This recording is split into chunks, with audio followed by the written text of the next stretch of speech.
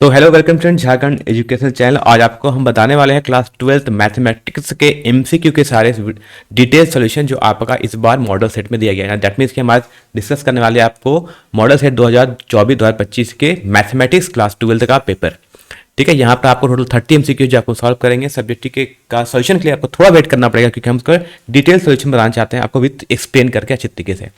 तो यहाँ हम जो करने वाले हैं आपको हम 30 क्वेश्चन करने वाले हैं। टोटल देखना है यहाँ इस बार आपके 52 क्वेश्चन होंगे, जिसमें 52 में से आपके 30 क्वेश्चन कहते हैं एमसीक्यू रहेंगे। तो सुन लेते हैं। इसके बाद कुछ क्वेश्चन होंगे जो 2 मार्क्स के हैं ऐसा, और 2 मार्क्स वाले आपको 6 क्वेश्चन होंगे, यानी 6 क्वेश्चन होंगे जो कितने मार्क्स के होंगे, जो कि आपके 2 मार्क्स के होने वाले हैं क्वेश्चन।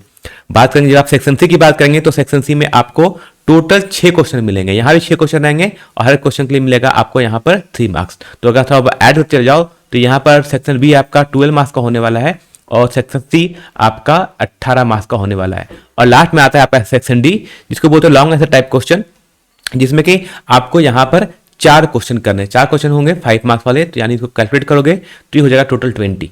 ठीक है, तो ये आपका पूरा मैं आपको बताते हैं वेटेज। और जो हम करने वाले हैं आपको हम वो 30 मार्क्स वाले एमसीक्यू करने वाले हैं, यानी हम आपको जो बताने वाले वो हमारा सिर्फ फर्स्ट पार्ट होगा। ठीक है, टोटल ऐड करो तो टोटल आपका 80 मार्क्स यहाँ से बनता है। ठीक है, बात समझ आ गया। तो स्टार्ट करते हैं आज का पहला क्वेश्चन। कह रहा है पहला क्वेश्चन देखो, फंक्शन दिया है हमें, है ना, एक रिलेशन गिवन है। कह रहा है relation R on a set 1 2 3 given है और उसको हमें रिलेशन गिवन है। कैसा रिलेशन गिवन है? 1 1 है, 2 2 है, 1 2 है, 3 3 एंड 2 3 है। तो क्या बताओ ये किस टाइप का रिलेशन होगा, यानी किस टाइप का ये समुच्चय होगा। रिलेशन मतलब था समुच्चय, किस टाइप जैसे मतलब संबंध है। ठीक है, और सेट हमें दिया है, सेट हमें मतलब कुछ समुच्चय गिवन है, तो बताओ कि इसके ये किस टाइप का रिलेशन यानी किस टाइप का संबंध है। इसका है रिफ्लेक्सिव है जिसको स्वतुल्य बोलते हैं, बी मतलब होता है सिमेट्रिक जिसको सममित बोलते हैं, सी मतलब ट्रांजिटिव है, क्या यह संक्रामक है, या डी कहता है सिमेट्रिक एंड ट्रांजिटिव मतलब सममित और संक्रामक दोनों है। तो क्या करना होता है आपको, एक ही मेथड होता है यहाँ पर इसको जज करने का। आप सिर्फ क्या करते हो, सबसे पहले यहाँ पर देखते हो कि क्या क्या गिवन है। देखो 1 का 1 गिवन है, 2 का 2 गिवन है एंड 3 का 3 भी मिल गया मुझे, है ना, क्योंकि यहाँ रिलेशन मुझे क्या गिवन था, रिलेशन किसके पे था, सेट हमारा सेट 1 2 3 था, 1 2 3 था। 1 का 1 भी है, 2 का 2 भी है, 3 का 3 भी है, मतलब ये रिफ्लेक्सिव तो हो गया, बात कंफर्म है। बात करते हैं सिमेट्रिक है कि नहीं। तो सिमेट्रिक कब होता कि देखो सिमेट्रिक कब होता, देखो सिमेट्रिक कब, जब आपको 1 का 2 मिले, है ना, और 2 का 1 मिले। ठीक, ऐसे ही अगर आपका 2 का 3 है एंड 3 का 2 भी मिलता तब होता सिमेट्रिक, जो कि यहां पर आपको क्या क्या नहीं है, देखोगे आपका 2 1 नहीं है यहां पर, आपका 3 2 भी यहां पर नहीं है, मतलब कि ये आप बोलोगे सिमेट्रिक तो नहीं है। ठीक है, बात करते हैं हम अगर ट्रांजिटिव की बात करते हैं, तो ट्रांजिटिव में क्या होता है ना, ट्रांजिटिव की बात करते हैं कि अगर मान लो 1 का 1 है ना, या बोलो कि यहां पर देखते हैं अगर आपका मान लो कि हमेशा बोलते हैं कि मान लो अगर 1 का 2 है, ठीक है, एंड 2 का 3 है, तो 3 का 1 का 3 भी आपको ऐसा मिलना चाहिए। ठीक है, तब क्या बोलते, तब इस टाइप के रिलेशन को हम क्या बोलते हैं, तब इस टाइप के रिलेशन को बोलते हैं हम लोग ट्रांजिटिव बोलते हैं। तो यहाँ पे आपको जो कुल मिलाकर मिलेगा, आप देखने को मिलेगा कि 1 1 है, 2 2 है, 3 3 भी है, सब है, मतलब ये कैसा रिलेशन है, ये आपका एक रिफ्लेक्सिव रिलेशन होगा, मतलब एक स्वतुल्य रिलेशन है, यानी ऑप्शन नंबर ए इसका यहाँ पर करेक्ट है। आते हैं क्वेश्चन नंबर 2। देखो जो क्वेश्चन 1 आया ना, ये क्वेश्चन 1 कंफर्म है, ऐसा क्वेश्चन ही हर साल आता है, फिक्स पहला क्वेश्चन यही होता है हर साल पेपर में मैथमेटिक्स का। तो ये क्वेश्चन आपको प्रैक्टिस कर लेना थोड़ा अच्छे तरीके से। और आपको कहाँ प्रैक्टिस करनी है, पीवाईक्यू थोड़ा सा प्रैक्टिस कर लोगे ना, पीवाईक्यू थोड़ा प्रैक्टिस कर लोगे तो आपका काम यहां से भी हो जाएगा। ठीक है, पीवाईक्यू में ऐसे क्वेश्चन आए हैं तो पीवाईक्यू कर लेना, 2 3 साल का क्वेश्चन कर लो, जो मैंने वीडियो आपको मिल जाएगी यूट्यूब पर मेरे। और उसके अलावा आप 2 साल का मॉडल सेट कर लेना। ठीक है, वहीं से क्वेश्चन आ जाते हैं, मैथमेटिक्स में बहुत ज़्यादा टेंशन लेने की जरूरत नहीं है। ठीक है, एकदम पीवाईक्यू अच्छे से करके चले जाओगे तो आपका काम बन जाएगा। अगला क्वेश्चन आता है क्वेश्चन नंबर 2, कहता है एक फंक्शन डिफाइंड है हमें R पर, ठीक है, जिसमें फलन function given f x equal to 3x। तो कह रहा है बताइए किस टाइप का आपका फंक्शन होगा, है ना। 1 1 कह रहा है कि 1 1 ऑन 2 है, मेनी 1 ऑन 2 है, 1 1 बट नॉट ऑन 2, और लिखा है नाइदर 1 1 नॉट ऑन 2, मतलब इसको बोलते हैं, है ना। देखो 1 1 का मतलब एक एक बोलते हैं, ठीक है, और ऑन 2 क्या बोलते हैं हम लोग, आच्छादक बोलते हैं। तो यही बात याद रखना, बस इतना ही आता है। ठीक है, मेनी मेनी 1 को लोग बोलते हैं बहु एक बोलते हैं। ठीक है, तो बस इतना याद रखते हैं और हम सॉल्व करते हैं यहाँ पर। तो देखो हमें जो गिवन है वैल्यू वो फंक्शन, यानी जो हमें फलन गिवन है, क्या गिवन है, F x equal to 3x। ठीक है, अगर मान लो हम ये पुट करें, अगर हम एफ एक्स 1 है ना, क्या f x 1 equal to f x 2 put करें, है ना, ठीक, तो यहां पुट करते क्या होगा, यानी एफ एक्स क्या, यानी इसको लिखना पड़ेगा आपको 3x1, जहां एक्स की जगह लिखा है, एक्स हमने x1 लिखा है, तो क्या ये अगर आप ऐसा लिखो तो क्या थ्री कैंसिल होगा, तो क्या x1 इक्वल टू x2 आ गया, है ना। अगर f(x1) इक्वल टू f(x2) है और इसको अगर सॉल्व करने पर अगर x1 इक्वल टू x2 आ जाता है, मतलब क्या है कि ये फंक्शन आपका 1 1 फंक्शन है, मतलब ये एकैकिक होगा, ठीक है। अच्छा, ऑन टू कैसे चेक करेंगे, तो ऑन टू चेक करने का तरीका क्या होता है, हम ऐसे लिखते हैं, है ना, कि f(x) इक्वल टू, मान लो हमें 3x गिवन था, ठीक है, यानी ये बोल सकते हैं कि y इक्वल टू क्या है, y इक्वल टू आपका 3x, f(x) अपने हमने लेट्स सपोज हमने y मान लिया, ठीक। तो अगर यहां से अगर आप लिखो तो x इक्वल टू क्या हो जाएगा, x इक्वल टू हो जाएगा y/3, ठीक। अच्छा, y क्या है, y एक रियल नंबर है ना, एक क्या, एक वास्तविक संख्या है। अगर किसी वास्तविक संख्या को यानी किसी भी रियल नंबर को आप 3 से डिवाइड करो तो क्या मिलेगा, हमें फिर से एक रियल नंबर मिलने वाला है, मतलब कि y भी रियल नंबर होगा और उस रियल नंबर को 3 से डिवाइड करें तो जो नंबर मिलेगा वो भी नंबर क्या है, रियल नंबर है। मतलब क्या होगा, दैट मींस कि x भी रियल नंबर होना चाहिए। और क्या हमें यहां पर हमें गिवन भी था कि y क्या है, रियल नंबर है, तो x भी गिवन था, x भी गिवन हमें रियल नंबर है और y भी रियल नंबर है, मतलब ये ऑन टू भी है, इसलिए करेक्ट आंसर वो आपका ऑप्शन नंबर ए है। देखिए 1 1 है एंड ऑन टू दोनों है, कहीं और ऑप्शन लिखा है कि 1 1 एंड ऑन टू नहीं, बस यही लिखा है, मतलब ऑप्शन नंबर यहां पे भी इसका हो जाएगा सही। यानी ऑप्शन नंबर ये क्या है, कैसा फंक्शन है, यानी ये आपका एक एकैकिक और आच्छादक फंक्शन होगा, ठीक है। आते क्वेश्चन नंबर 3, है ना, थोड़ा सा कलर चेंज कर लेते हैं ताकि आपको समझने के लिए इजी रहे कि किसका मैं कौन सा सॉल्यूशन लिख रहा हूं। क्वेश्चन 3 में आता लिखता है f(x) इक्वल टू गिवन है x² plus x plus 7, then करा f फंक्शन ऑफ फंक्शन का क्वेश्चन पूछा गया हमसे, ठीक है। तो क्या करते हैं, सबसे पहले हम क्या गिवन है f(o) निकालते हैं, तो सबसे पहले हम क्या कैलकुलेट कर लेते हैं, हम जब फंक्शन निकालते हैं जब x की वैल्यू 0 हो जाए, ठीक है। तो f(x) हम क्या गिवन है x² प्लस x प्लस 7, तो बस 0 पुट कर दो तो हो जाएगा 0² प्लस 0 प्लस 7, ये कितना आ गया, तो इसकी वैल्यू आ गई 7, ठीक, ये तो आ गया। अब हमसे क्या पूछा, हमसे पूछा फंक्शन ऑफ फंक्शन, ये पूछा गया है, ठीक है। मतलब क्या करना है, मतलब हमसे पुट करना है यहां पर f(o) की वैल्यू पुट कर लेनी है, मतलब क्या करना है, अच्छा फंक्शन क्या गिवन है x², मतलब कि हमें क्या पुट करना है, f के जगह ये कितना गया, f(o) फंक्शन कितना आया था 0 पर 7 आया था, मतलब हमें ये वैल्यू पुट करनी पड़ेगी यहां पर। अब फंक्शन कितना गिवन है, अब देखो यानी x की जगह क्या मुझे लिखना पड़ेगा, अब मुझे x की जगह लिखना पड़ेगा 7, तो हो जाएगा ये 7² प्लस x की जगह क्या हो गया, ये हो गया फिर प्लस 7 सॉल्व कर कितना आएगा, तो हो जाएगा 49 और 7 हो जाएगा 14, 14 हो जाएगा, ऐड करना ये 63, यहां से आपका आंसर आ जाएगा। तो जो करेक्ट आंसर आएगा वो होगा यहां से ऑप्शन नंबर बी, है ना, option be the correct answer, ठीक है। तो ऐसे लॉजिक से समझते हुए करोगे तो आपका आंसर हो जाएगा, ठीक है। आता है क्वेश्चन नंबर 4 की तरफ चलते हैं, कहता है कि principal value of tan inverse x क्या होगा, प्रिंसिपल वैल्यू को हम लोग बोलते हैं मुख्य मान क्या होगा ना, किसका tan इनवर्स -1 का। ये सारे क्वेश्चन कंफर्म है, ऐसे क्वेश्चन आते हैं मैथ का, तो मैं बता दिया हूं, है ना, मैं लिंक शेयर कर दूंगा और चाहे तो मैं वीडियो को फिर से अपलोड कर दूंगा, आप उसको एक बार देख लेना, ठीक है।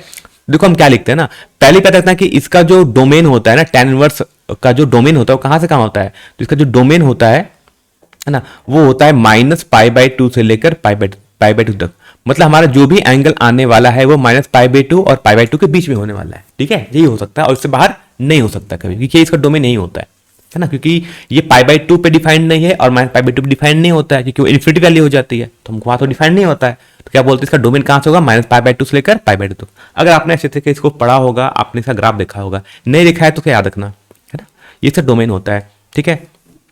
तो लेट सब अज्यूम कर लेते हैं कि लेट अज्यूम कर लेते हैं कि tan इनवर्स, है ना, -1 इक्वल टू थीटा है, ठीक है। तो बोलेंगे कि tan थीटा बन जाएगा, वो tan इनवर्स हो जाकर बन जाएगा tan, तो बन जाएगा tan थीटा इक्वल टू कितनी वैल्यू होगी, -1, ठीक है। और हमें पता है कि tan, है ना, tan -π/4 के लिए कितनी होती है, tan -π/4 की वैल्यू होती है -1, क्योंकि tan π/4 कितना होता है 1, तो tan π/4 के लिए कितनी होती है -1। दैट मीन्स कि आप बोल सकते हो कि थीटा के लिए कितनी होगी, दिस सिंपल आप बोल सकते हो यहां से कि जो थीटा का मान होगा वो कितना होगा, -π/4 होगा। और ये जो -π/4 मैंने जो यहां पर लिखा, है ना, जो मैंने यहां पर -π/4 लिखा, ठीक है, ये -π/4 कहां लाई करता है, इन दोनों के बीच में भी लाई करता है, मतलब यहां के, है ना, ये या इनके बीच में होता है, इसलिए जो करेक्ट आंसर होगा वो आपका होगा आंसर नंबर बी, -π/4। और ये लिखना वेरी इंपॉर्टेंट क्वेश्चन, लिखना वेरी इंपॉर्टेंट क्वेश्चन, ये जैक बोर्ड का बड़ा फेमस क्वेश्चन रहा है अब तक का, ठीक है। आते क्वेश्चन नंबर 5 कह रहा है कि हमें दो मैट्रिक्स को इक्वेट किया गया है, दो मैट्रिक्स को बराबर किया गया है, पर आप पूछा गया बताओ x और y का मान क्या है ना, तो ये क्या है, आपका मैट्रिक्स है ना, तो ये अवयव बोलते हैं ना, हिंदी में इसको बोलते हैं अवयव बोलते हैं। तो ये आपका दो मैट्रिक्स है, अवयव गिवन है, तो पूछा के बताओ x और y का मान क्या है। तो करना क्या होता है, देखो यहां पर क्या होगा ना, यहां पर ये वैल्यू इसके बराबर होगी, है ना, मतलब रेस्पेक्टिव टर्म इसके बराबर होता है, यानी 4x की वैल्यू इसके बराबर है, ये नंबर इसके बराबर है और ये नंबर इसके बराबर है, तो आपको सॉल्व करना है। तो सबसे सिंपल मेथड होता है आप कैसे सॉल्व करना है ना, बताता हूँ, एक लॉजिक मेथड बताता हूँ। सबसे अच्छा मेथड होता है कि उस वैल्यू को चूज करो जहां पर कि दोनों में या तो सिर्फ x हो या तो सिर्फ y हो, है ना, जहां पर सिर्फ x हो जाए जहां पर सिर्फ y हो। तो अगर इसको देखोगे ना, ये 4x है और यहाँ x+6, यहाँ पर क्या है, इसमें सिर्फ x का टर्म है। दैट मीन्स कि हम यहां से बोल सकते हैं, यहां से हम बोल सकते हैं ऐसा कि जो आपका 4x है ये इक्वल टू x+6 है, ठीक है। x इधर आ जाएगा तो कितना हो जाएगा, -6, तो क्या बन जाएगा, ये बन जाएगा 3x, यानी 3x की वैल्यू 6 है, तो x की वैल्यू कितनी हो गई, 6 डिवाइड बाई 3, तो आंसर आ गया आपका 2, है ना। यानी x की वैल्यू कितनी हो गई, x की वैल्यू 2 हो गई, या तो, और यानी मतलब आप बोल सकते हो कि x की वैल्यू 2 हो गई है, या तो ऑप्शन बी है या फिर ऑप्शन नंबर सी है। ये तो आधा पार्ट हुआ, अब आधा पार्ट हम इधर करते हैं। अब इसको चूज कर लेते हैं। अब हमारे पास क्या लिखा था, 5x-7 इक्वल टू कितना है, y, यानी आप बोल सकते हो कि y इक्वल टू कितना है, y इक्वल टू है 5x-7, तो जस्ट वैल्यू पुट कर दो x की जगह। x कितना है अभी, x अभी हमारा है 2, तो 5 इंटू 2 -7, तो 5 इंटू 2 हो जाएगा 10, 10 में 7 कितना हो जाएगा आपका 3, ठीक है। मतलब कि y की वैल्यू कितनी आ गई, y की वैल्यू आ गई 3, तो x 2 है और y 3 है, वो ऑप्शन कहाँ हमारा, ऑप्शन नंबर बी में, ठीक है। ये क्या हो गया आपका, ऑप्शन बी हो जाएगा करेक्ट आंसर, 2/2, यानी x की वैल्यू 2 है तो y की वैल्यू 3 है। ध्यान से करना, गलत मत करना कभी एग्जाम में, ठीक है। आते क्वेश्चन नंबर 6, कहता है कि if A be N E square matrix, कह रहा है एक कोई भी वर्ग आव्यूह है ना, इस मैट्रिक्स क्या बोलते हैं, आव्यूह बोलते हैं। तो क्या बताओ a प्लस ए का ट्रांसपोज क्या होगा, a प्लस ए डैश की वैल्यू कितनी होगी, ठीक है। तो ये देखो, ये बड़ा सिंपल सा क्वेश्चन है, इसको आपको कुछ दिमाग लगाना नहीं होता है। तो हम एज्यूम कर लेते हैं कि लेट, है ना, अब मैं इसको पूरा प्रूफ बताता हूं अच्छे तरीके से। लेट मान करना कि b इज इक्वल टू क्या है, b equal to a plus a dash है, मान लिया। और b क्या है, b is a square, b is, हमने ये एज्यूम कर लेते हैं, चेक कर लेते हैं कि b is A skew symmetric, है ना, b is A skew symmetric matrix है, एज्यूम कर लेते हैं, है ना। अगर सिमेट्रिक स्क्यू सिमेट्रिक होगा, इसका क्या मतलब होगा, स्क्यू सिमेट्रिक का मतलब होता है विषम सममित आव्यूह। अगर है तो b डैश की वैल्यू -b आ जानी चाहिए। अगर b डैश की वैल्यू अगर -b आ जाएगा तो हम बोलेंगे कि हाँ ये स्क्यू सिमेट्रिक होगा, फिर हमारा ऑप्शन सी ही हो जाएगा। नहीं आता है तो फिर क्या बताना पड़ेगा, चेक करते हैं। तो b डैश निकाल लेते हैं ना, तो b डैश इक्वल टू क्या हो जाएगा, तो b डैश इक्वल टू क्या होगा, तो b की कितनी है, यहां पर a प्लस ए डैश था, ठीक है, इसका ट्रांसपोज करोगे, ठीक, ठीक है। तो ये a प्लस ए का ट्रांसपोज और इसका होल ट्रांसपोज लिख लिया ऊपर में, है ना, होल ट्रांसपोज। सॉल्व करें तो क्या बन जाएगा, तो बन जाएगा a का ट्रांसपोज प्लस ये बन जाएगा a का ट्रांसपोज का ट्रांसपोज, तो ये हो जाएगा a का ट्रांसपोज a डैश प्लस ये हो जाएगा डबल ट्रांसपोज कर फिर से a आ जाता है, यानी जो b डैश की वैल्यू आ गई, b डैश कितना आ गया, यानी b डैश की वैल्यू हो गई फिर से कितनी हो गई, फिर से b हो गई, क्योंकि देखो a डैश प्लस a क्या था, यही तो a डैश प्लस a की वैल्यू अगर ध्यान दो तो ये क्या है, यही तो है हमारा b इक्वल टू क्या था, a प्लस ए डैश, ठीक, a प्लस ए डैश हमने माना था, ठीक है। और b डैश भी कितना गया, b डैश की फिर से वैल्यू वही आ गई, b के बराबर आ जा रही है, ऊपर देखो नंबर।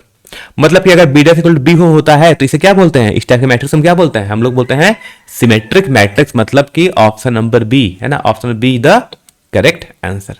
बात समझ आ गया। तो आते हैं क्वेश्चन नंबर 7, कह रहा है कि हमें एक मैट्रिक्स गिवन है, एक आव्यूह गिवन है, तो पूछा बताओ इसकी कोटि क्या है, इसका ऑर्डर क्या है। तो सबसे पहले देखो कि यहाँ पर कितने रो है ना, रो और कॉलम हम लिखते हैं। तो यहाँ पर एक रो है, रो नंबर 1, कॉलम कितने हैं, C1 C2 C3, यानी इसका ऑर्डर कितना होगा, रो इंटू कॉलम, तो रो कितना हो गया 1 और कॉलम कितना है इसमें 3, तो इसका जो ऑर्डर कितना होगा 1/3, ठीक है। तो करेक्ट आंसर होगा ऑप्शन नंबर ए, है ना।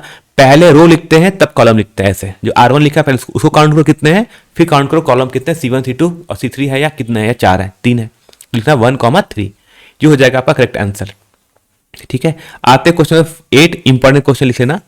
कह रहा है कि हमें एक मैट्रिक्स गिवन है ना, 1 2 4 2, तो पूछो बताओ 2 टाइम्स ऑफ इसका अगर हम डिटरमिनेंट निकालें तो क्या होगा, ठीक है। तो एक पॉइंट आपको बताता हूं, फॉर्मूला है, बड़ा अच्छा फॉर्मूला रखना कि अगर कोई मैट्रिक्स है, स्क्वायर मैट्रिक्स है ना, तो उसका अगर n टाइम्स अगर आप a करोगे, n टाइम्स ऑफ a, फिर उसको सारे, है ना, उस मैट्रिक्स को n से मल्टीप्लाई करना, देन उसका आप डिटरमिनेंट निकालना ऐसे। तो इसकी जो वैल्यू होती है, मान लो ये स्क्वायर मैट्रिक्स है जिसका ऑर्डर कितना है, जिसका ऑर्डर मान लो अगर m क्रॉस m है, ठीक है, m क्रॉस m है, तो इसकी जो वैल्यू होती है वो n टू द पावर बन जाती है m, है ना, इनटू हो जाता है a, ऐसे। ठीक है, तो ये फॉर्मूला है, इस फॉर्मूला का रखना, जहां पर m क्या होगा, m होगा उस मैट्रिक्स का ऑर्डर। ठीक है, m को बोलते हैं उस मैट्रिक्स का ऑर्डर, वो कितना बाई कितना, इसमें कितने रो कितने कॉलम है, m। ठीक है, और n वो नंबर हो जो जिसको हम उस मैट्रिक्स से मल्टीप्लाई कर लेते हैं। ठीक है, अब ये हमारा क्या है, ये हमारा सिंपल सा एक फॉर्मूला है, डायरेक्टली रखना, कभी कभी एग्जाम में डायरेक्टली ये फॉर्मूला ही पूछ लेते हैं, तो आपको फॉर्मूला भी याद होना चाहिए। ठीक है, तो पुट करते हैं, यहाँ पे वैल्यू पुट करते हैं, तो हम देखो अभी यहाँ पर हम देखते हैं, यहाँ पर इस कितना ऑर्डर का, ये 2 क्रॉस 2 ऑर्डर का है। ठीक है, तो ये क्या होगा, 2a पूछा गया है, तो क्या लिखना पड़ेगा, पहले तो लिखना पड़ेगा ये वाला 2 लिखना पड़ेगा, तो लिखेंगे 2 टू द पावर, है ना, टू द पावर। ठीक है, इसका ऑर्डर कितना था, इसका ऑर्डर कितना है, 2 है, 2 क्रॉस 2 का है, तो लिखना पड़ेगा पावर 2 और लिखना पड़ेगा फिर से a, तो कितना हो जाएगा, 2 का स्क्वायर हो जाएगा 4, ये बन जाएगा इनटू डिटर्मिनेंट ऑफ a, तो हो जाएगा 4a। तो करेक्ट आंसर होगा आपका ऑप्शन नंबर सी। ठीक है, एकदम बता रहा हूं, फॉर्मुला बेस्ड क्वेश्चन है, फॉर्मुला अच्छे तरह से पढ़ के चले जाना, मैट्रिक्स या चाहे डिटर्मिनेंट्स का एमसीक्यू में मैक्सिमम क्वेश्चन सिंपल वाले होते हैं, टफ नहीं होते, जिसको आप जल्दी सॉल्व कर सकते हो। ठीक है, बात करते हैं क्वेश्चन 9। क्वेश्चन 9 बहुत ही अच्छा क्वेश्चन है, उसने पूछा है कि एक हमारे पास मैट्रिक्स है, कितने ऑर्डर का, 3 क्रॉस 3 ऑर्डर का, मतलब उसमें 3 रो है 3 कॉलम है ना, मतलब उसमें मान लो 1 2 3 4 5 6 7 8 9 ऐसा दिया है, और इसके जो भी एंट्री होगी, यानी जहां पर जो भी नंबर लिखा होगा 9 नंबर, उसमें क्या क्या होगा, या तो वो 0 होगा या तो 1 होगा। तो बताओ ऐसे हम, तो पूछा बताओ हम ऐसे कितने पॉसिबल मैट्रिक्स बना सकते हैं, है ना, ऐसे हम कितने पॉसिबल मैट्रिक्स हम बना सकते हैं। तो देखो इसका ऑर्डर कितना दिया है, इसका ऑर्डर का है 3 क्रॉस 3 का। ठीक है, और यहां पर नंबर क्या दिया है, 0 और 1, मतलब यहां पर कितने पॉसिबल चीज है हमारे पास पॉसिबल 2 है। ठीक है, तो जो नंबर होगा, नंबर ऑफ मैट्रिक्स जो हम बना सकते हैं, बोलते हैं नंबर ऑफ मैट्रिक्स जो पॉसिबल है ना, तो मैं लिखता हूं नंबर ऑफ मैट्रिक्स, मतलब अवयवों की संख्या जो होगी, है ना, वो क्या होगा रखना, 2 टू द पावर, कितना ऑर्डर था 3 क्रॉस 3, लिखना 2 द पावर 3 इंटू 3। ठीक है, तो कितना हो जाएगा, 2 का पावर हो जाएगा 9, और 2 का पावर 9 कितना होता है, 2 का पावर 9 होता है 512। ठीक है, तो हम ऐसे कितने बना पाएंगे, हम दो टोटल 512 हम ऐसे मैट्रिक्स, मतलब ऐसे 512 अवयव हम बना सकते हैं। ठीक है, तो करेक्ट आंसर कौन होगा, करेक्ट आंसर हो जाएगा आपका ऑप्शन नंबर, कौन सा ऑप्शन नंबर हो जाएगा डी, है ना, 512 इज द करेक्ट आंसर। ठीक है, आते क्वेश्चन नंबर 10, कह रहा है हमें दो, देखना ये मैट्रिक्स नहीं है, ये डिटर्मिनेंट दिया है, अगर दो डिटर्मिनेंट की वैल्यू इक्वल कर रहा है, तो बताया भाव एक्स की वैल्यू कितनी होगी। तो क्या करना होता है कि सबसे पहले आप 2 इंटू 5 करो, तो 2 इंटू 5 कितना हो जाएगा 10, लिखना 10 माइनस 4 इंटू 3 होता है 4 तिया होता है 12, ये इक्वल होगा, किसके इक्वल होगा, तो x 5 इंटू एक्स को पहले करो, तो x इंटू 5 हो गया 5x, फिर लिखते माइनस 3 इंटू 2x कितना होगा, तो 3 इंटू 2x हो जाता है 6x।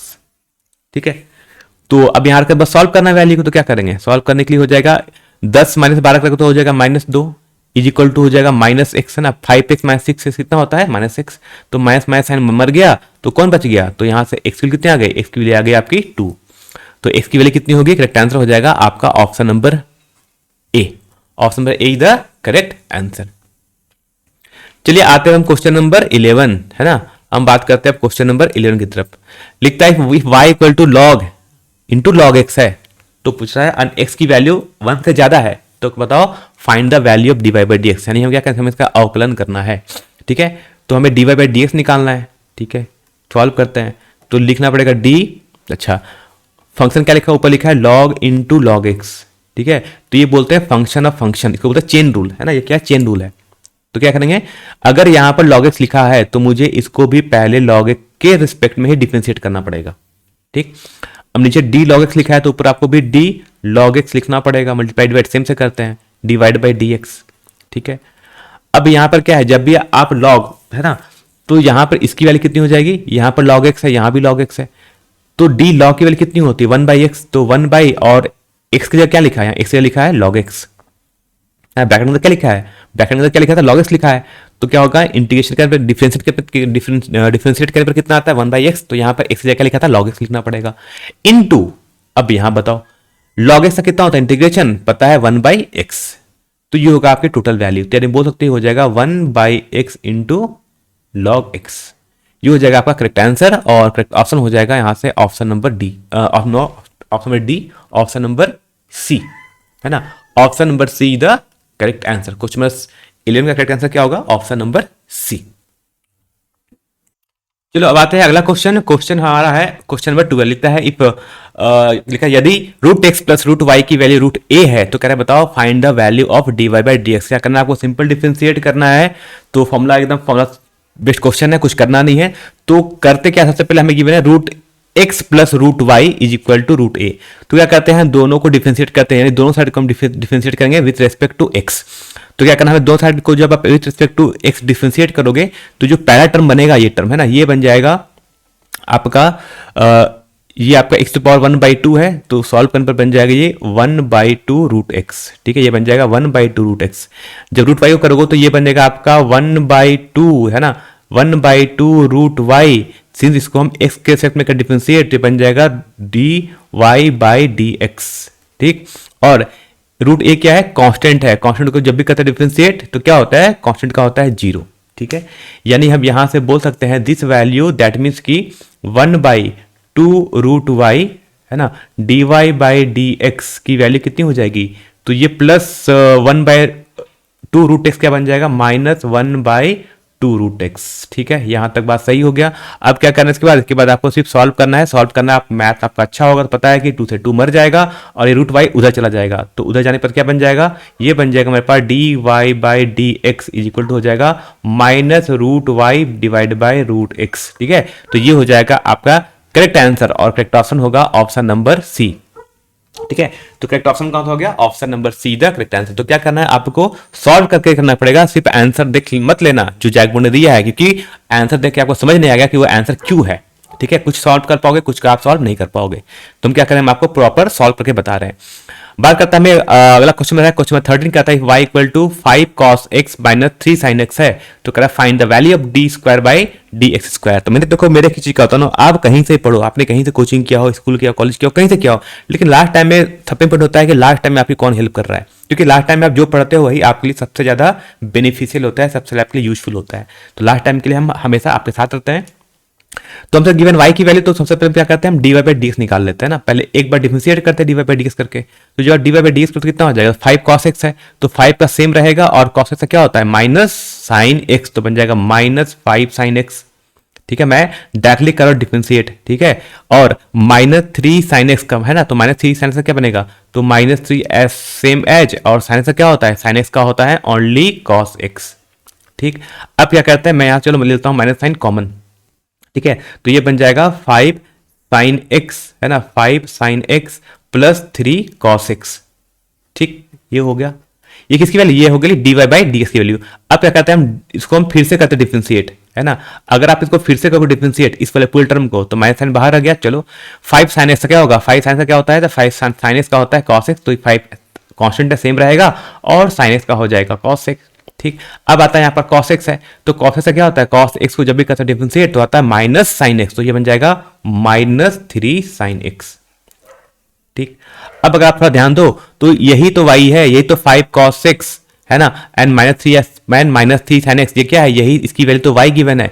यानी कि आप बोल सकते हो यहां से, यानी इसको यहां सॉल्व करते हैं तो क्या हम तो बोल सकते हैं कि जो d square by d x square है इसकी value is equal to minus times of y है, क्योंकि जो 5 cos x minus 3 sin x है यही तो हमें y गिवन था।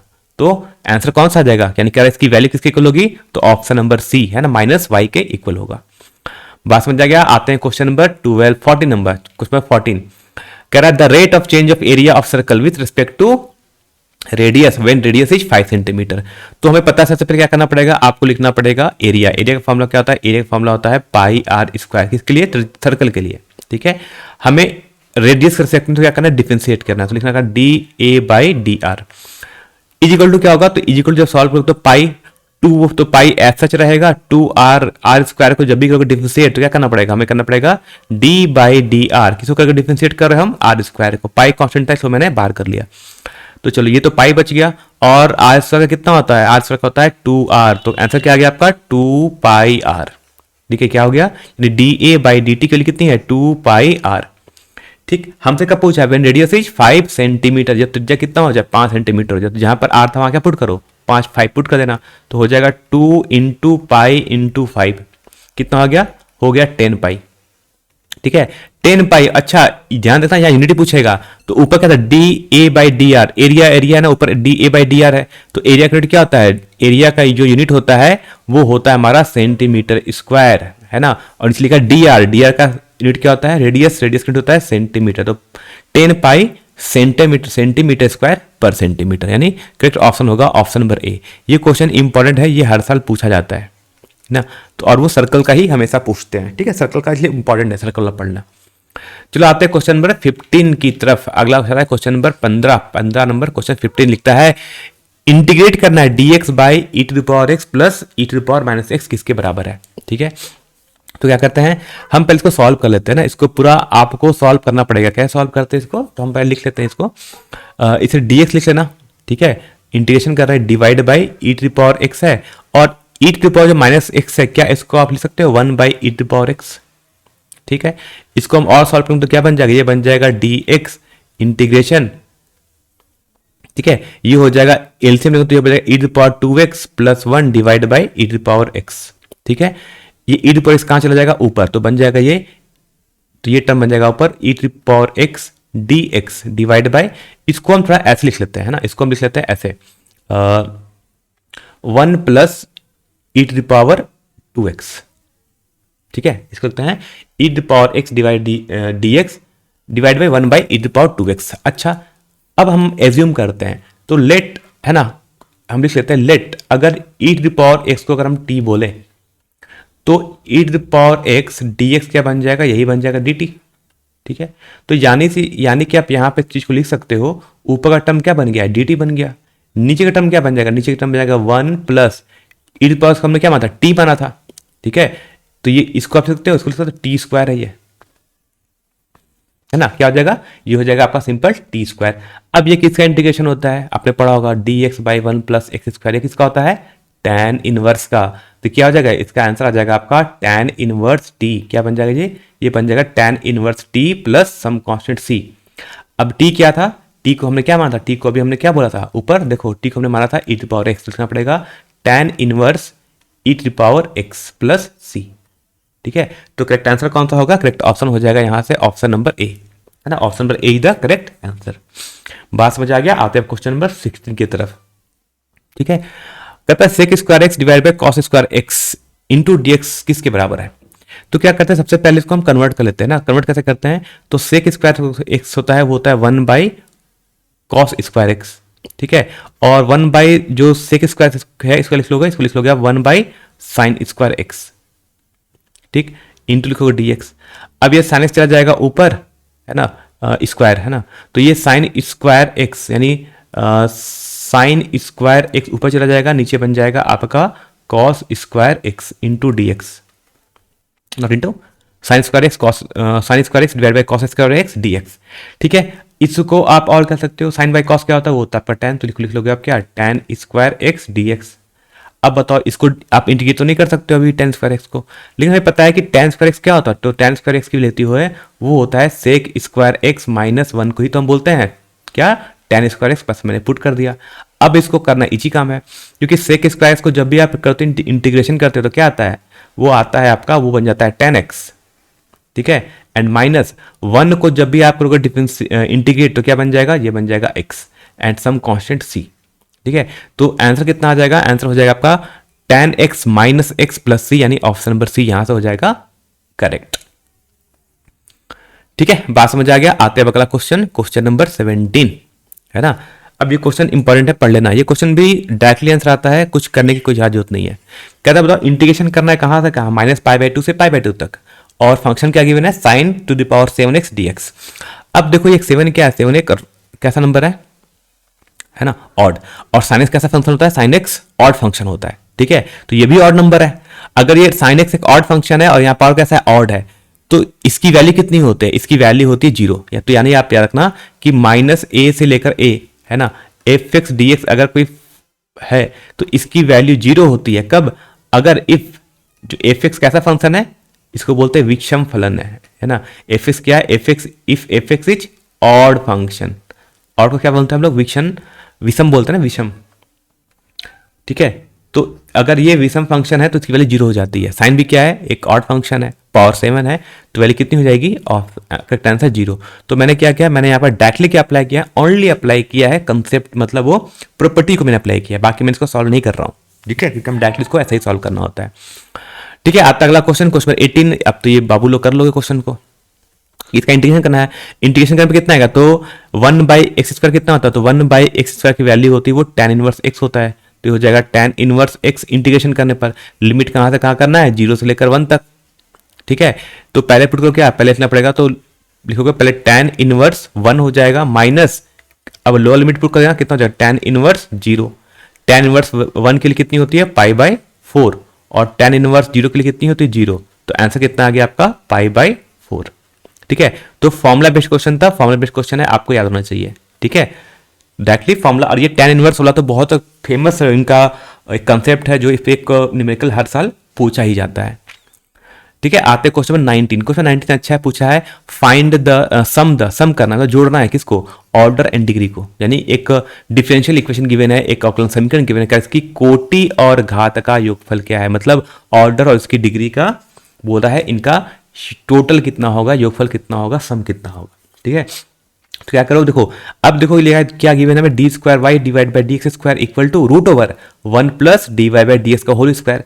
अब इसको क्या करना पड़ता है, सबसे पहले देखो कि यहाँ पर ये स्क्वायर रूट का टर्म लगा हुआ है, पहले आपको हटाना पड़ेगा। हटाएंगे कैसे, आप दोनों साइड क्या कर दोगे, दोनों साइड कर दोगे स्क्वायर, तो जब आप दोनों साइड स्क्वायर कर दो तो क्या बन जाएगा, ये बन जाएगा d² बाई dx², ये इस साइड हो जाएगा whole square, is equal to हो जाएगा, इधर का square and square root cancel out होगा, तो बन जाएगा ओनली 1 प्लस dy/dx का स्क्वायर।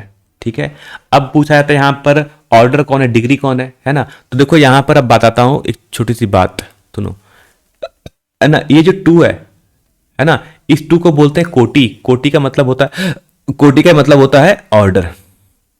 ठीक है, तो कितना हो गया, ये तो 2 हो गया प्लस, और जो हाईएस्ट ऑर्डर होगा, जो हाईएस्ट कोटि होगा, उसका देखो पावर कितना है, तो उस पूरे का पावर कितना है, तो उस पूरे के पावर के लिए हम एक अलग यूज करते हैं, मालूम ग्रीन यूज कर लेते हैं, है ना, ये 2। ठीक है, इसे क्या बोलते हैं, इसे बोलते हैं उसका घात, इसको बोलते हैं डिग्री, है ना, ये क्या है, यही इसकी डिग्री है, मतलब घात है। ठीक है, ग्रीन कलर वाला, तो इसकी वैल्यू कितनी, इसकी वैल्यू भी 2 है, तो 2 + 2 कितना बन गया, तो 2 + 2 करोगे तो बन जाएगा 4। तो हमसे दोनों का सम पूछा था, तो सम कितना हो जाएगा, टोटल 4। ठीक है, तो करेक्ट ऑप्शन होगा ऑप्शन नंबर 2। ठीक है, जहां पर 2 क्या है, ये पहला 2 तुम्हें बता रहा है इसका क्या ऑर्डर है।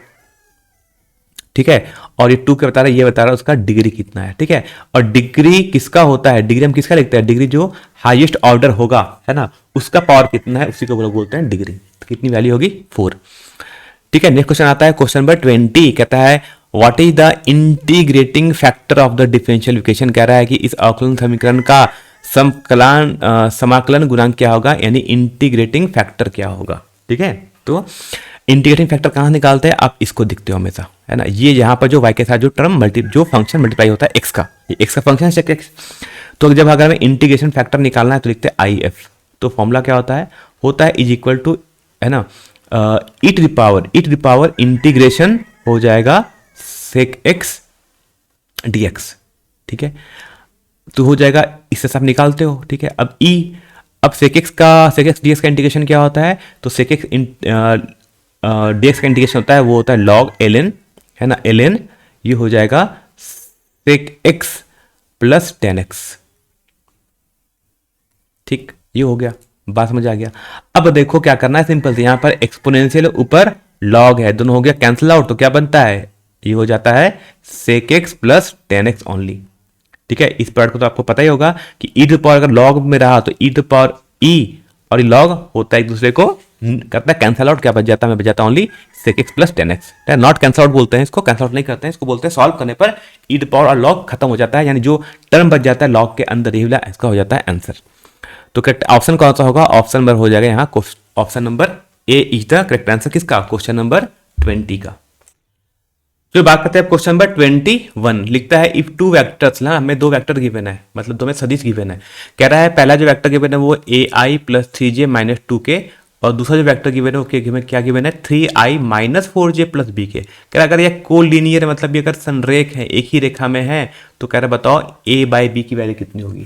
तो देखो सिंपल सा फंडा है ना, इसको याद रखना, एकदम आपने पहले ही पढ़ा होगा, क्लास 10 में भी हम पढ़ के आते हैं मैथ में। When two lines are collinear, एक ही लाइन पे अगर एक ही 2 पॉइंट्स आर कोलिनियर का हम कंसेप्ट पढ़ते हैं वहां पर दो लाइन के बारे में। कैसे पे होता है कि देखो यहाँ पर आई का क्या क्या क्या लिखा है, ए आई, इधर 3i लिखा है, तो लिखते हैं ये हो जाएगा 3/a, है ना, रेशियो होगा। ये इक्वल टू क्या होगा, यहाँ लिखा है सेकंड में क्या लिखा है -4j, तो हो जाएगा -4, है ना। और फर्स्ट वाले में जे का कोएफिशिएंट क्या लिखा है 3, तो हो जाएगा -4/3। और इक्वल टू क्या हो जाएगा, अब देखो सेकंड वाले में क्या लिखा था, के का कोएफिशिएंट क्या लिखा है b, तो हो जाएगा उधर b डिवाइड बाय यहाँ पर के बगल में क्या लिखा है -2। बस इसको कर लो, आंसर आ गया। अब क्या करते हैं, पहले हम क्या करेंगे, पहले हम इन दो इक्वेशन को इक्वेट करेंगे, इन दो के इक्वेशन को। तो कितना हो जाएगा, तो हो जाएगा 9 इक्वल टू हो जाएगा -4a, ठीक है। तो एक कितनी हो जाएगी, एक वैल्यू हो जाएगी -9/4। पहले तो आ गया एक ही वैल्यू। अब सेकंड हम इसको इक्वेट करेंगे, है ना। अब हम इन दो को इक्वेट करते हैं, इन दो अगर आप इक्वेट करते क्या हो जाएगा, -4 -2 हो जाएगा, होगा -4 इंटू -2 हो जाएगा 8 इक्वल टू हो जाएगा 3 इंटू बी। तो बी की वैल्यू कितनी होगी, बी की वैल्यू हो गई 8/3। तो बताओ कौन सा ऑप्शन सही है, बी की ए की वैल्यू -9/4 और बी की वैल्यू 8/3, है ना। ये ऑप्शन कहाँ है, ये ऑप्शन हमारा ऑप्शन नंबर बी में लिखा हुआ है, ठीक है। तो हो जाएगा करेक्ट आंसर। बात करते हैं अगला क्वेश्चन। क्वेश्चन में 22 लिखता है हमें एक वेक्टर्स गिवन है, कुछ वेक्टर्स का ऑपरेशन गिव करा है, बताओ इसकी वैल्यू कितनी होगी। दो क्या करते हैं, सबसे पहले लिखा है आई, तो आई को ऐसा लिख लो, ठीक है। अब ये रखना कि जे क्रॉस के लिए कितनी, तो जे क्रॉस के इसकी वैल्यू होती आई, तो डॉट हो जाएगा आई, फिर प्लस यहां लिखा है जे वेक्टर डॉट आई क्रॉस के कितना है, तो आई क्रॉस के ये होता है -j, तो हो जाएगा -j, ठीक। फिर लिखते हैं प्लस, फिर लिखेंगे इससे वेक्टर के लिखा है, यूनिट वेक्टर के लिखा हुआ है, फिर लिखा है डॉट आई क्रॉस जे क्या होता है, तो आई क्रॉस जे के लिए कितनी होती है, तो आई क्रॉस जे की वैल्यू होती है वो के के बराबर हो जाती है, ठीक है। अब आई डॉट आई के लिए कितनी होती है, तो आई डॉट आई की वैल्यू 1 होती है ना। एंड जे डॉट माइनस जे के लिए कितनी होती है, इसकी वैल्यू -1 होती है। और के डॉट के वैल्यू कितनी होती है, ये वैल्यू होती है +1। फिर देखो -1 +1 कैंसिल, तो आंसर कितना आ गया, आंसर आ गया फाइनल 1। तो करेक्ट आंसर हो जाएगा ऑप्शन नंबर सी, ठीक है। आते हैं क्वेश्चन नंबर 23 की तरफ। लिखता है टू वेक्टर्स हमें गिवन है, अगर वेक्टर ए गिवन है और एक वेक्टर बी गिवन है, तो कर बताओ find the value of a dot b, ठीक है। जब भी देखो dot product of two vectors बड़ा सिंपल सा होता है, इसलिए कुछ लॉजिक नहीं करें, सिंपल सा तरीका है, आप भी कर सकते हो। करना क्या यहां पर बताता हूं ना, ये 5 है, ये 5 मल्टीप्लाई होगा 3, तो कितना 5 3 जा, तो लिखना ऐसे। तो ए डॉट जो बी की वैल्यू होगी वो क्या लिखना पड़ेगा इसको 5 इंटू 3, है ना, मल्टीप्लाई 5 इंटू 3 प्लस, देखते हैं यहाँ जे का मतलब यहाँ पर 1 है और यहाँ कितना है, यहाँ पर -4 लिखा हुआ है सेकंड में, तो हो जाएगा 1 इंटू -4, ठीक।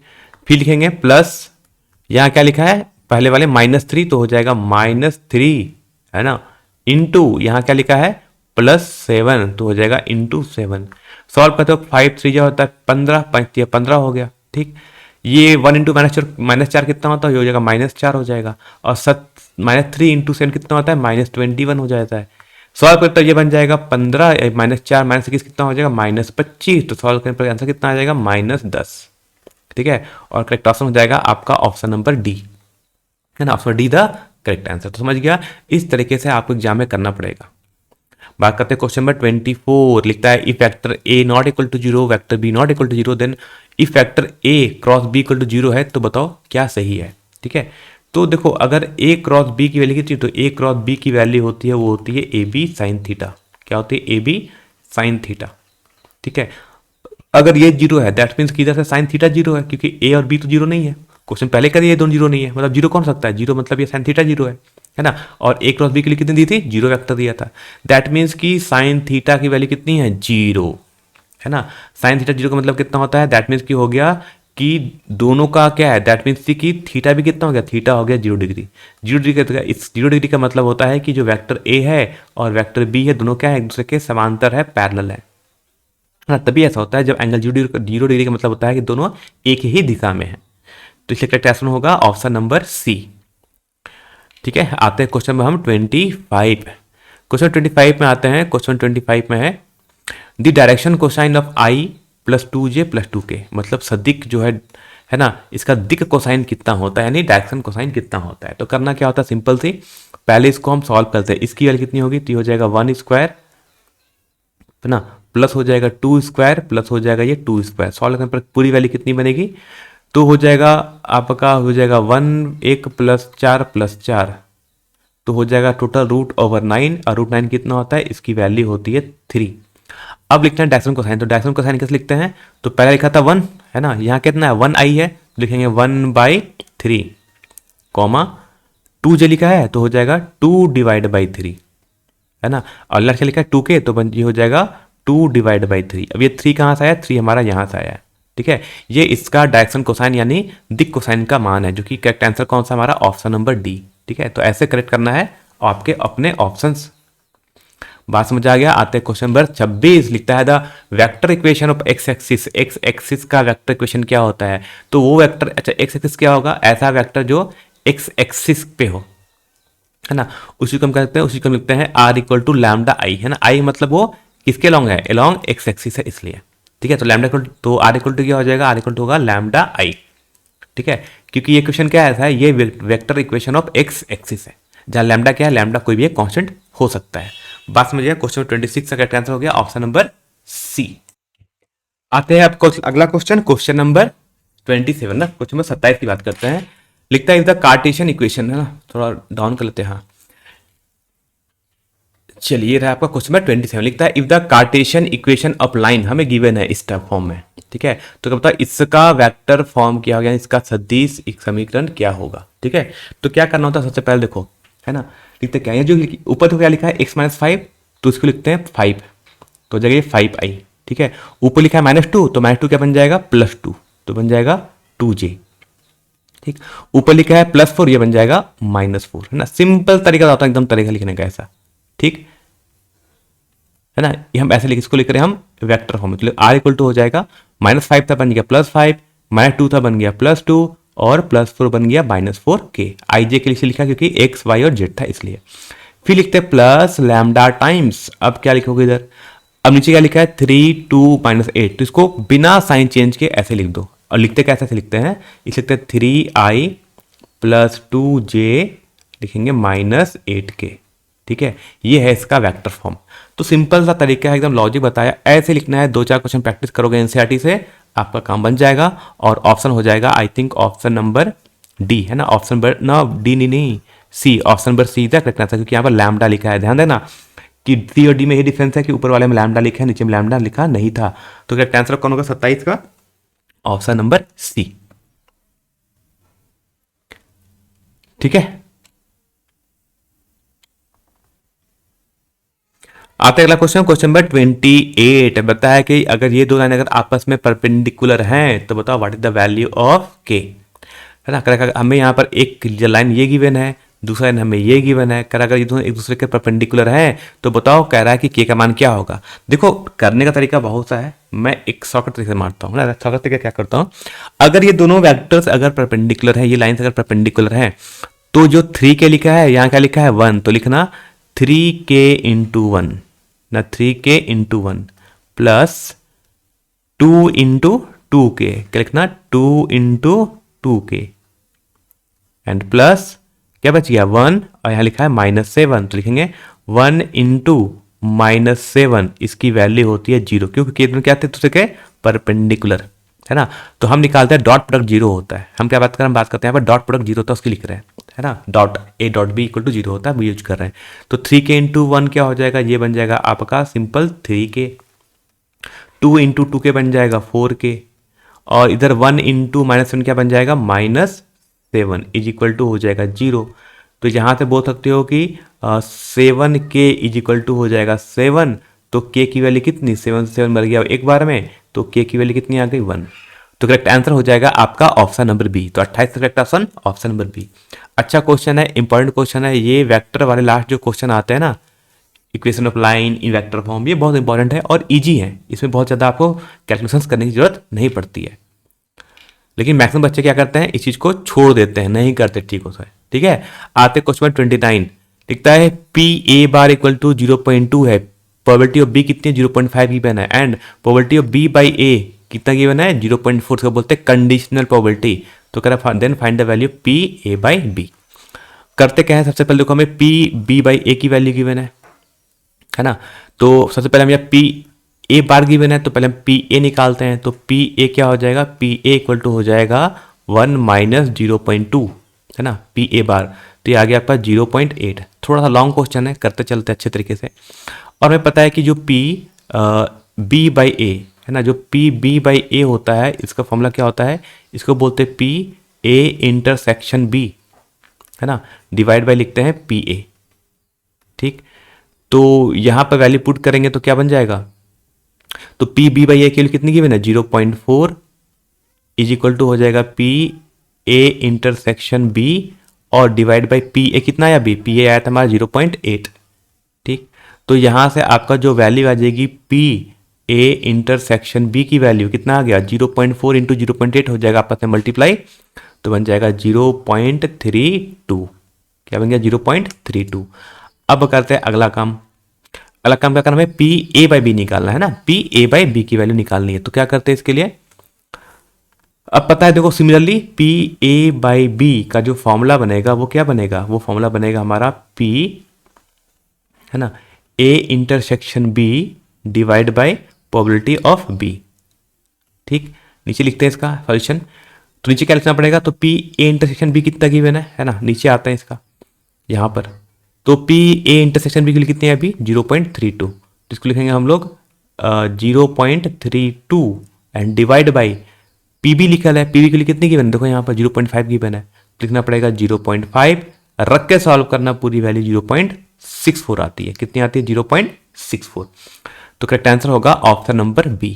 ठीक है, थोड़ा सा लॉन्ग क्वेश्चन था लेकिन फॉर्मुला बेस्ड क्वेश्चन है, पढ़ोगे अच्छे तरीके से एग्जाम में कर लोगे। लास्ट ईयर ना, अब फिर बता रहा हूँ आपको क्या करना है, P Y Q question solve करना है। पी वाई क्यू सोल्यूशन कहाँ मिलेगा, लिंक है ना, मैं दे दूंगा, वीडियो को मैं अपलोड कर दूंगा, उस वीडियो को जाकर देख लेना अच्छे तरीके से। ठीक है, देख लोगे आपका काम बन जाएगा। ठीक है, पीवाईक्यू और लास्ट ईयर का मॉडल सेट का सॉल्यूशंस भी। ठीक है, आते क्वेश्चन नंबर 30, है ना, लिखता है if A and B are independent events then which is not true. तो इसमें से कौन सा सत्य नहीं है। अगर कह रहा है ए और बी कैसी घटनाएं हैं, स्वतंत्र घटनाएं हैं, है ना। अगर स्वतंत्र घटनाएं हैं तो इसमें से कौन सा है विच इज नॉट ट्रू, जो ट्रू नहीं है। ठीक है, क्वेश्चन में हम बात करें, क्वेश्चन में लास्ट आ रहा है क्वेश्चन नंबर 30।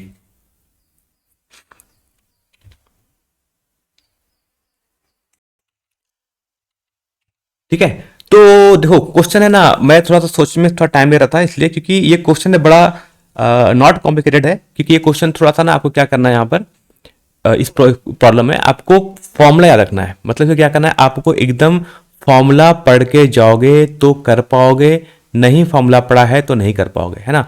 कैसे में कौन ट्रू नहीं है, कौन सत्य नहीं है ना। तो option number A, option B सभी के सभी सही है ना। आपने अगर इंडिपेंडेंट इवेंट के बारे में अगर पढ़ा है तो आपने इसे पढ़ा होगा, पी ए यूनियन बी की वैल्यू होती है वो P probability of A into probability of B होती है ना। एक ये भी फॉर्मूला होता है, ये भी फॉर्मूला सही होता है ना। एक फॉर्मूला ये भी होता है, इसको भी पढ़ना अगर आपने नहीं पढ़ा होगा तो पी ए बार, है ना, इंटरसेक्शन ऑफ बी बार, इसकी वैल्यू होती है पी ए बार और probability of probability of B bar, ये भी सही है। तो ये सब सही है ना। तो ये भी सही है, ये भी सही है, ये भी सही होता है और ये भी सही है। पूछा है इसमें से कौन गलत है, तो option number D, option number D the wrong, है ना। ये रॉन्ग है, ये स्टेटमेंट ट्रू नहीं है, ये रॉन्ग गलत है। ठीक है, तो करेक्ट ऑप्शन हो जाएगा option number D the correct answer. तो करेक्ट आंसर होंगे हमारा ऑप्शन नंबर डी। ठीक है, तो ये इंपॉर्टेंट जो क्वेश्चन थे जो मैंने आपको बता दिए, जो आपसे एग्जाम में पूछा जाएगा 30 एमसीक्यू सब्जेक्टिव का। सिंस ये वीडियो बहुत बड़ा हो जाएगा इसलिए हम सब्जेक्टिव अभी नहीं बताएंगे, सब्जेक्टिव का हम डिटेल सोल्यूशन थोड़ा बाद में बताएंगे। तब तक आप चीज़ों को समझ लो, रिवाइज करो, अपने मैथ के सारे फॉर्मूले को रिवाइज कर लेना। और मैं क्या बात करता हूँ, 2 साल का मॉडल सेट कर लो और पिछले 2 साल का क्या कर लो, पीवाईक्यू क्वेश्चन जरूर कर लेना। पीवाईक्यू क्वेश्चन तो आपको और पहले का भी करना पड़ेगा, लेकिन मॉडल सेट लास्ट 2 साल का कर लेना, बहुत से क्वेश्चन आपको वहाँ से देखने को मिल जाएंगे। ठीक है, इतने तब तक फिर मिलते हैं लोग नेक्स्ट वीडियो में।